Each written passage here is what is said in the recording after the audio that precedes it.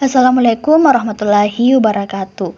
Hai, perkenalkan nama saya Andi Nuzula Qur'ani, mahasiswi program studi Perbankan Syariah semester 3 di Institut Agama Islam Negeri Parepare.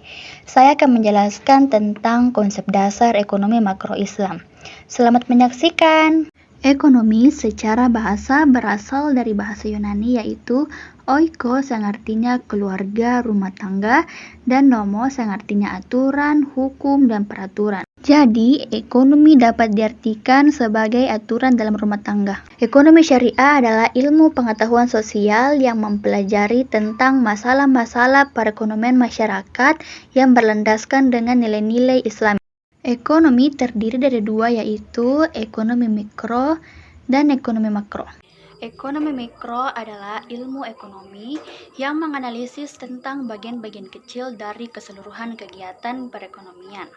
Adapun yang dimaksud dengan ekonomi makro adalah studi tentang ekonomi secara keseluruhan yang menjelaskan tentang perubahan ekonomi yang mempengaruhi banyak rumah tangga, perusahaan, pemerintah, dan luar negeri. Adapun yang dimaksud dengan ekonomi makro Islam adalah studi tentang ekonomi yang bersifat menyeluruh dan menitik beratkan pada faktor-faktor yang menentukan kegiatan perekonomian, serta mengkaji peran pemerintah dalam mengatasi permasalahan-permasalahan perekonomian masyarakat dengan prinsip-prinsip syariah.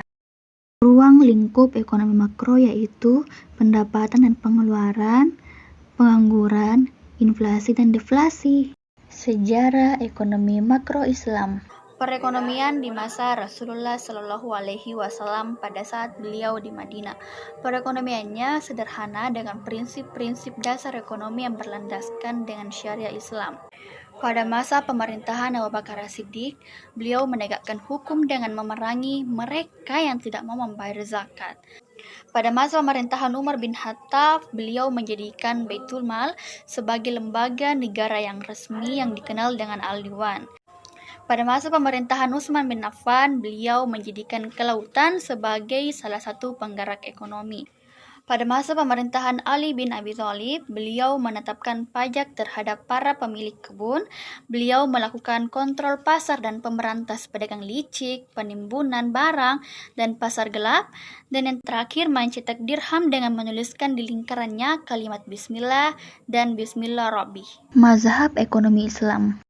Mazhab ekonomi Islam yaitu yang pertama, Mazhab Bakir Asyadar. Yang kedua, Mazhab Mainstream. Yang ketiga, Mazhab Alternatif Kritis. Karakteristik ekonomi makro Islam. Karakteristik ekonomi makro Islam yang pertama yaitu Nizhamun Rabbaniyun. Yang kedua, Juz'un min al-Islam Asyamil. Yang ketiga, Iktisyadun Akdiyun.